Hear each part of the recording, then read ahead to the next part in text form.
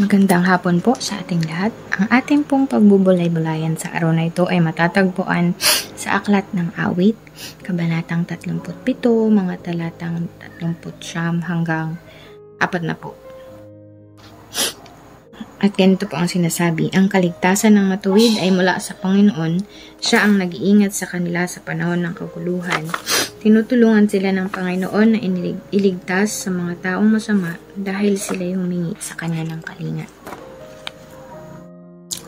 Ang pag-surrender po ng buhay sa ating Panginoon ay pagpili na sumunod kay Jesus sa kabila ng pangyayari sa ating paligid.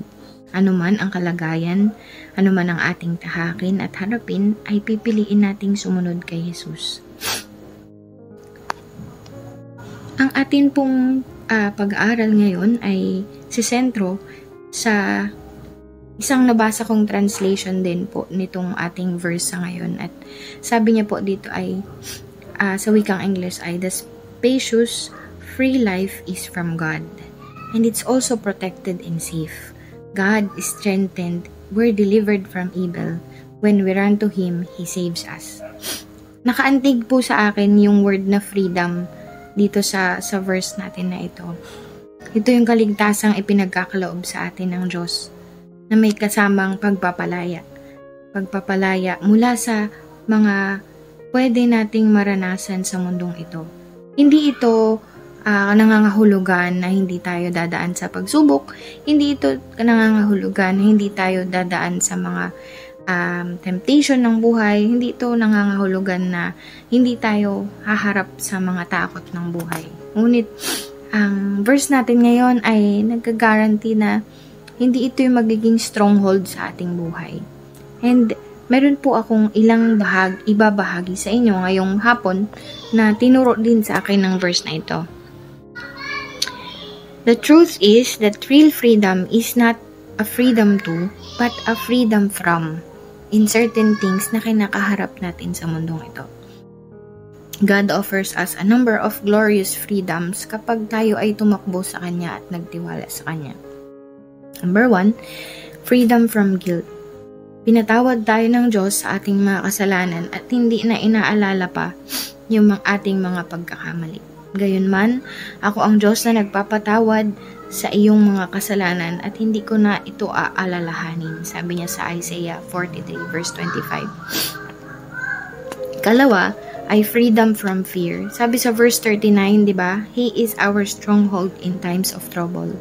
Testimony ko po to nung naging nanay ako, mas naging prayerful po ako. Bakit? Kasi ang dami ko pong fears.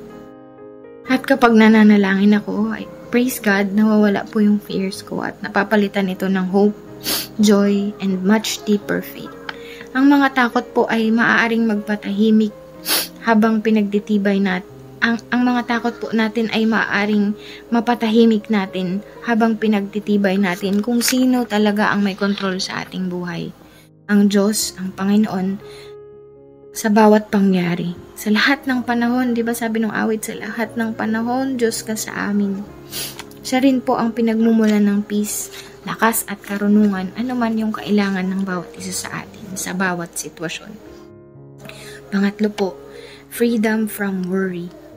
Sabi po sa Philippians 4:19, for my God will supply all my needs according to the riches of His glory in Christ Jesus.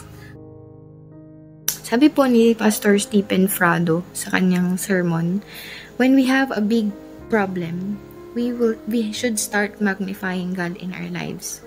Paano po mamamagnify yung isang bagay? Maliban sa magnifying glass. Diba, lapitan mo.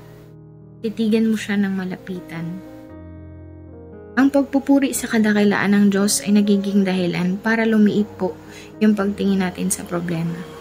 Sa panahon na tayo ay nag-aalala, sabi niya nga, di ba? Be anxious about nothing, but in everything ask the Lord in prayer with thanksgiving. And the peace that passes all understanding will guard your heart in Christ Jesus. Sabi ni Lord, kanina habang naglalakad po ako, madami po kasi akong iniisip. At habang naglalakad po ako, meron akong nakitang mga pulang ibon sa may tulay. Alam niyo po kung anong ibon yun? Maya.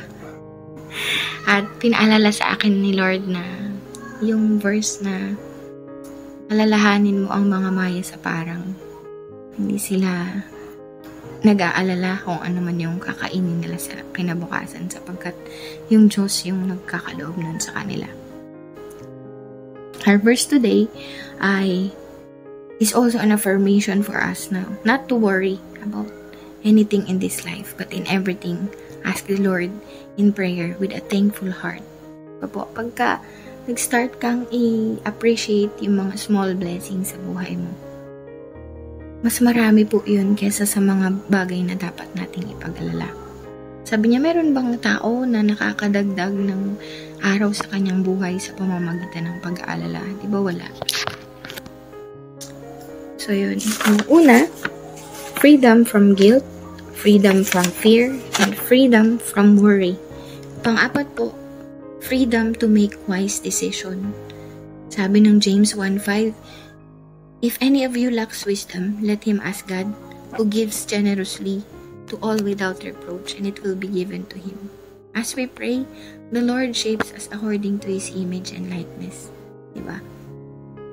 Na yung mga desire ni Lord, it also becomes our desire. And yung mga thoughts ni Lord, yan din yung ating nagiging yung mga thoughts na ini-input ni Lord sa ating mind, yun din yung nagiging wisdom para sa atin. And ano po yung basis natin? Yung Word of God. Diba sabi niya sa Joshua, huwag mong kaligtaang basahin ang aklat na iyon, dili-dilihin mo ito araw at gabi. Sa gayon, at sundin lahat na kasulat dito. Sa gayon, magtatagumpay ang iyong buhay. And every time, nahaharap po tayo sa isang mabigat na decision, let's ask ourselves, what would Jesus do? What would Jesus do? Kung tanungin mo si Lord, Lord, ano ba yung gusto mo? Ito po ba yung gusto mo? Kasi minsan po, kapag nadadala tayo ng ating damdamin, may mga tendencies po na magkamali tayo sa mga decision. Kaya po, kapag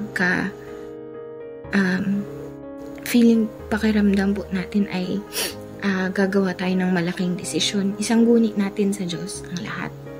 Mag-pause po tayo, mag-pray po tayo, at i-consult natin yung Bible. And si Lord po ay sumasagot siya sa ating mga panalangin. Freedom to make wise decision. Next po is yung freedom from discouragement. Yup. Sa kinakaharap natin everyday, may mga times po na napapanghinaan tayo ng loob. Diba? Ngunit sabi ng Matthew 19:26, is there anything impossible with God? Nothing is impossible with God. Yung iniisip mo na hindi posible, ay posibleng mapangyari ng Diyos kapag ipinagkatiwala mo sa Kanya ang mga bagay. Alam niyo po, pag pinanghihinaan ako ng loob, kumakanta ako. Hindi ko alam, pero blessing po ni Lord John, yung mga praise song ay kusang lumalabas sa bibig ko, and as declaration po, and as opposition din po sa enemy, dun sa gusto niyang iparamdam sa akin, ipaisip sa akin na hindi ayon sa Lord. And yung song na to, it is my emotion po.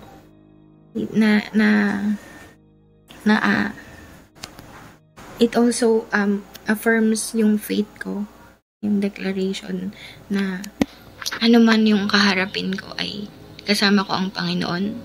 Ano man yung kaharapin ko ay nariyan siya at hindi niya ako iiwan. Sa pamamagitan po ng pagpapasalamat at pagpupuri, pagsamba, sa panahon po ng discouragement ay lumalakas yung ating loob. Yung simpleng affirmation lang po ng promises ni Lord sa Bible, di ba? Paano mo i-affirm yung promises ni Lord sa Bible? You read His Word. Sabi niya, meditate on it, di ba? Day and night. And make sure to do everything na in-instruct sa'yo ng Panginoon sa pamamagitan nun. Yung pong pagsamba, pasasalamat, and affirmation of the promises of God ay malaking bagay para hindi tayo panghinaan ng loob. Sabi niya, diba, for those who trust in the Lord shall renew their strength. Ang pagtutuon po natin ng pansin kung sino ang ating Diyos, kung gaano siya kapangyarihan, kung gaano siya kalaki at ano ang pwede niyang gawin, ay magbibigay sa atin ng hope sa panahon ng discouragement.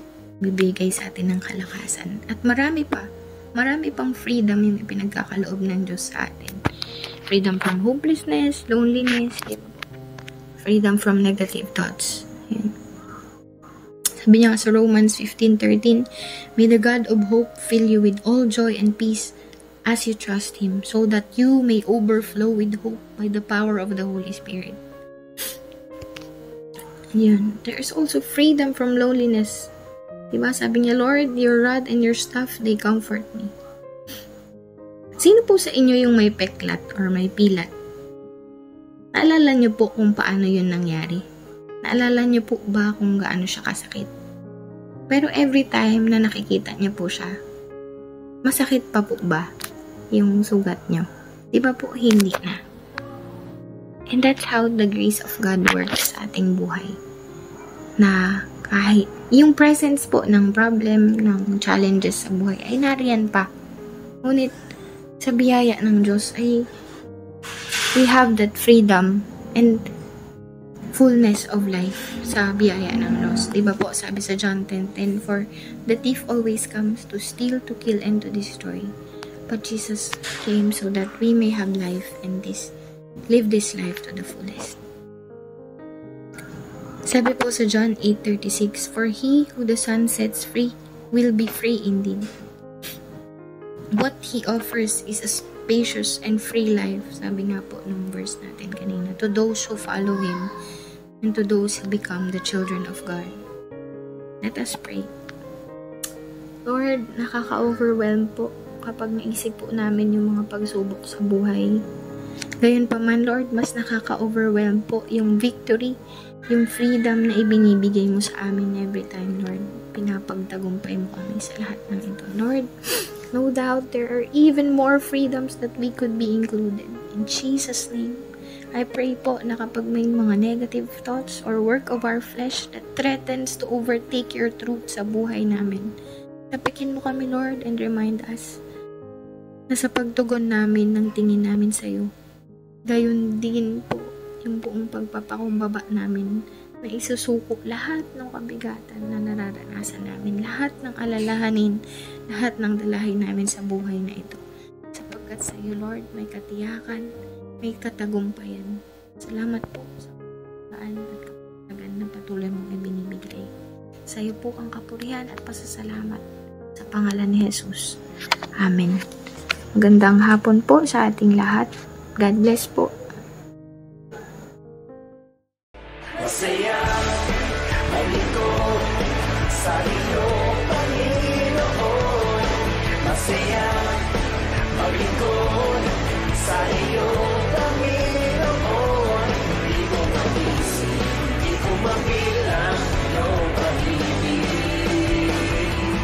Masaya ang lingkod sa iyo, Panginoon.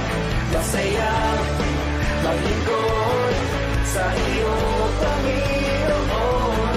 Hindi ko maisip, hindi ko mabilang iyong pag-ibig. Oh, Jesus, parang ulan, di tumitigil, tulad ko rin, di mapipigil. Ito ay dahil nalaman ko, parang ulan, di tumitigil, tulad ko rin, di mapipigil. Ito ay dahil nalaman ko. Masaya